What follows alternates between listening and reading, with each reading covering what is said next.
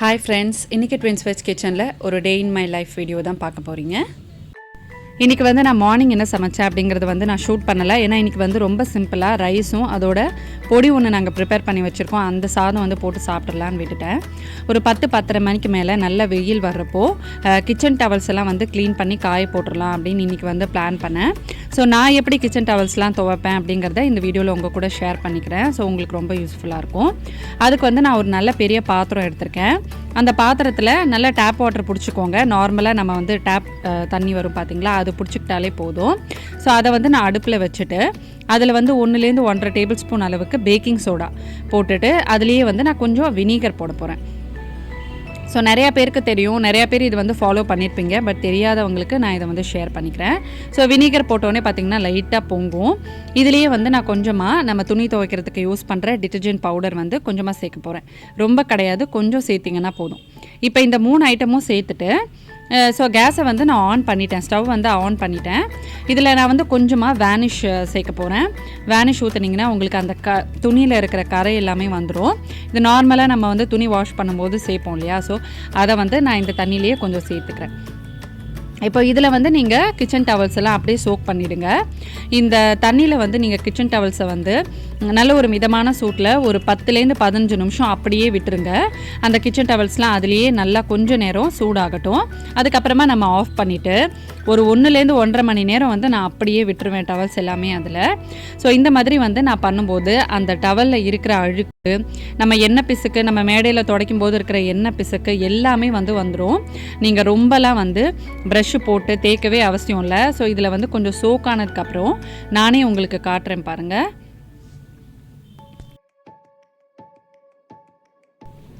இப்போ பார்த்தீங்கன்னா நல்லா ஒரு 20 மினிட்ஸ் இருக்குது. இன்னும் கொஞ்சம் நேரம் நான் விட்டுட்டு உங்களுக்கு நான் இதை எடுத்து காட்டுறேன். உங்களுக்கு அந்த தண்ணியிலேயே அந்த அழுக்கு எல்லாமே வந்திருக்கும்.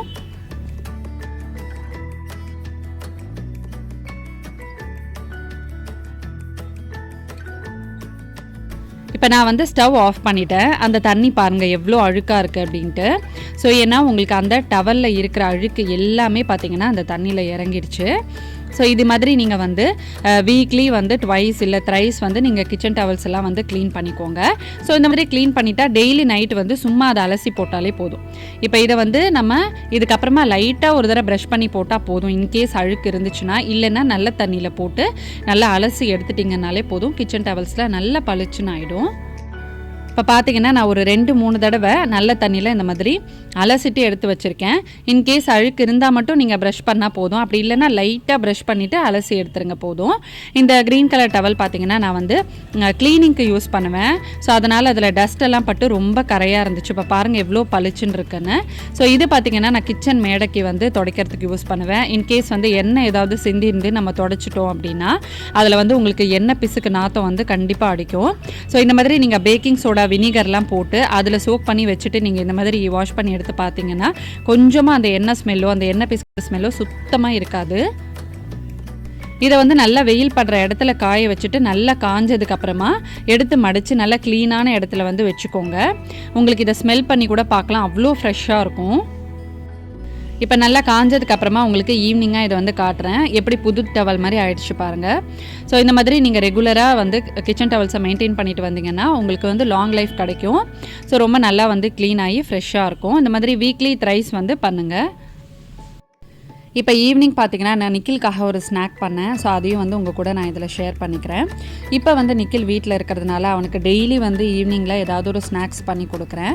இன்றைக்கி நான் வெஜிடபிள்ஸ்லாம் போட்டு ஒரு ஃப்ரைஸ் தான் பண்ண போகிறேன். அது என்னன்னு நீங்களே பார்ப்பீங்க. இதுக்கு நான் 2 உருளைக்கிழங்கு, ஒரு பெரிய கேரட் எடுத்திருக்கேன். உங்கள் வீட்டில் என்ன வெஜிடபிள்ஸ் இருக்கோ அந்த டைமில் நீங்கள் சேர்த்துக்கலாம். இப்போ இதை நம்ம நல்லா வாஷ் பண்ணிவிட்டு எடுத்துக்கலாம்.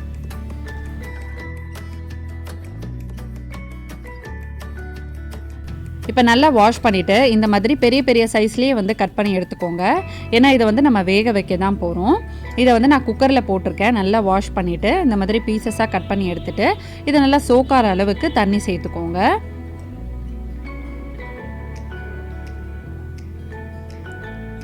இப்போ தண்ணி சேர்த்துட்டு நான் குக்கரில் நல்லா 4லேருந்து 5 விசில் வரைக்கும் வைக்க போகிறேன். இது உங்களுக்கு நல்லா வெந்திருக்கணும். அப்போ தான் உங்களுக்கு மேஷ் பண்ணுறதுக்கு நல்லா ஈஸியாக வரும்.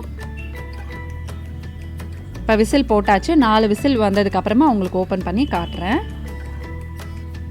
இப்போ குக்கர் வந்து 4 விசில் வந்துடுச்சு.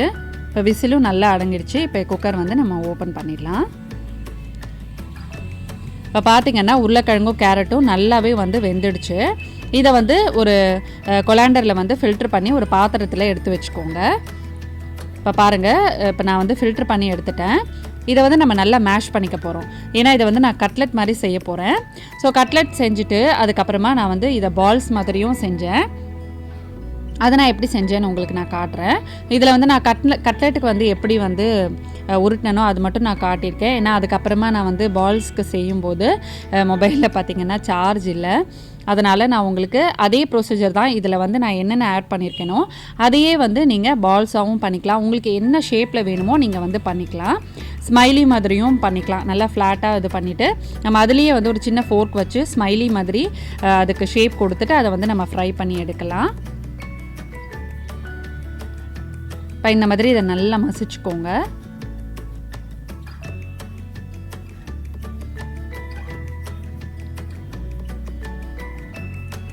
இப்போ இதில் வந்து நம்ம தேவையான ஸ்பைசஸ்லாம் வந்து சேர்த்துடலாம்.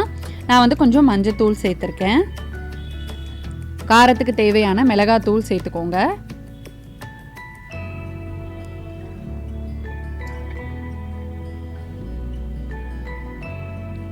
அடுத்தது நான் கொஞ்சம் கரம் மசாலா சேர்த்துருக்கேன். இது சின்ன பசங்களுக்குன்னு இல்லைங்க, நீங்கள் வந்து பெரியவங்களுக்கும் கொடுக்கலாம். டக்குன்னு வீட்டில் வந்து யாராவது கெஸ்ட் வந்துட்டாங்கன்னா நம்ம வந்து ஒரு ஸ்டார்டர் மாதிரி ப்ரிப்பேர் பண்ணி ஈவினிங்கில் கொடுக்கலாம். சாப்பிட்றதுக்கு வந்து ரொம்ப நல்லாயிருக்கும். இப்போ இதில் வந்து நான் கொஞ்சமாக தனியாத்தூள் சேர்த்துருக்கேன். அப்புறம் இதுக்கு தேவையான அளவு உப்பு சேர்த்துருக்கேன்.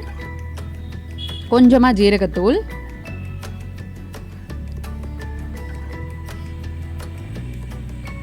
இப்போ இதில் வந்து நான் பிரெட் க்ரம்ஸ் சேர்க்குறேன். இதுலேயே வந்து நீங்கள் சேர்க்கும்போது உங்களுக்கு நல்ல க்ரிப்பு கிடைக்கும், நல்ல கிறிஸ்பியாகவும் இருக்கும். இப்போ பிரெட் க்ரம்ஸ் சேர்த்துட்டு நான் வந்து வெங்காயம் அந்த மாதிரி பொடியாக நறுக்குனது சேர்த்துக்க போகிறேன்.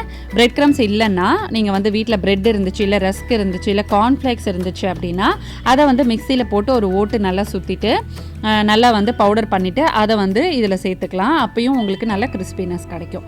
இப்போ இதில் வந்து நான் சீஸ் துருவிக்கிறேன்.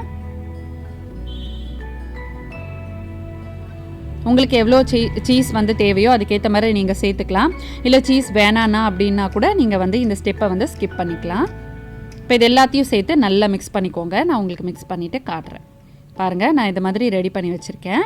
இதை நம்ம கட்லட் ஷேப்க்கு ஃபஸ்ட்டு நம்ம உருட்டி எடுத்துக்கலாம். இப்போ நம்ம கட்லெட்டுக்கு வந்து ப்ரிப்பேர் பண்ணுறதுக்குள்ளே சைடில் ஒரு கடாயில் இதுக்கு ஃப்ரை பண்ணுறதுக்கு தேவையான அளவு எண்ணெய் சேர்த்துடுங்க. அது வந்து சைடில் ஹீட் ஆகிடட்டும். இப்போ நான் ஒட்டாமல் வர்றதுக்காக ஒரு அலுமினியம் ஃபாயில் ஷீட் எடுத்திருக்கேன். நீங்கள் நார்மலாக ஏதாவது ஒரு பிளாஸ்டிக் ஷீட் இருந்துச்சுன்னா அது கூட எடுத்துக்கலாம். நம்ம வந்து இதை ஃபுல்லாக எல்லாத்தையும் ஃபஸ்ட்டு ப்ரிப்பேர் பண்ணி வச்சுட்டு அதுக்கப்புறமா நம்ம வந்து ஒன்றா போட்டு ஃப்ரை பண்ணி எடுக்கிறதுக்கு உங்களுக்கு ஈஸியாக இருக்கும். அலுமினியம் ஃபாயிலை வந்து லைட்டாக நீங்கள் எண்ணெய் தடவிக்கலாம். எண்ணெய் தடவிட்டு அதுக்கப்புறமா இதை வைக்கும்போது உங்களுக்கு எடுக்கும்போது ரொம்ப ஈஸியாக இருக்கும். ஸோ இது என்ன திக்னஸில் இருக்கணும் அப்படின்னு நான் உங்களுக்கு காட்டுறேன். இப்போ இந்த மாதிரி ரவுண்ட் ஷேப்பில் பண்ணிவிட்டு சைட்லலாம் கொஞ்சம் ஃப்ளாட் பண்ணி விட்டுருங்க. உங்களுக்கு நான் ஒரு நல்ல ஒரு கட்டட் ஷேப் வந்து கிடச்சிடும். ஸோ இந்த ஷேப்பில் வந்து நான் பண்ணி எடுத்திருக்கேன். இதே மாதிரி எல்லாத்தையும் ப்ரிப்பேர் பண்ணிடலாம். இப்போ ஒரு ரவுண்ட் வந்து நான் கட்லட் ஷேப்பில் போட்டுட்டு அடுத்தது வந்து நான் பால்ஸ் மாதிரி போட்டேன். ஸோ அதுவும் வந்து நார்மலாக அப்படியே எடுத்து நீங்கள் வந்து பால் ஷேப்பில் உருட்டி ஃப்ரை பண்ணிடலாம். அவ்வளோதான், ரொம்ப ஈஸி தான். இப்போ எல்லாமே வந்து ரெடி ஆகிடுச்சு. இப்போ இதை வந்து எப்படி ஃப்ரை பண்ணுறது அப்படின்னு நான் உங்களுக்கு காட்டுறேன்.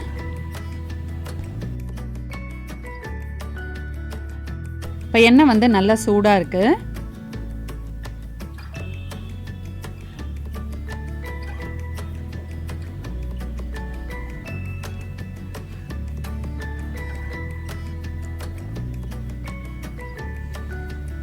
இப்போ இது பார்த்திங்கன்னா நல்லா கோல்டன் ப்ரௌன் கலரில் வந்து ஃப்ரை ஆகும்போது நம்ம வந்து எடுத்துடலாம்.